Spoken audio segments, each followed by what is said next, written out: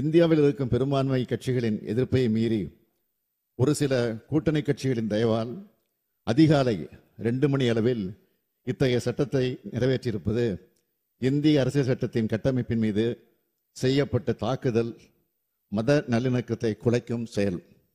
இதனை உணர்த்தும் வகையில் கருப்பு சின்னத்தை அணிந்து இன்றைய பேரவை நடவடிக்கைகளில் நாங்கள் பங்கெடுக்கிறோம். சர்ச்சைக்குரிய இந்த சட்ட திருத்தத்துக்கு எதிராக உச்சநீதிமன்றத்தில் திராவிட முன்னேற்ற கழகத்தின் சார்பில் வழக்கு தாக்கல் செய்யப்படும் என்பதை இம்மாமன்றத்தில் தெரிவித்துக் கொள்கிறேன்.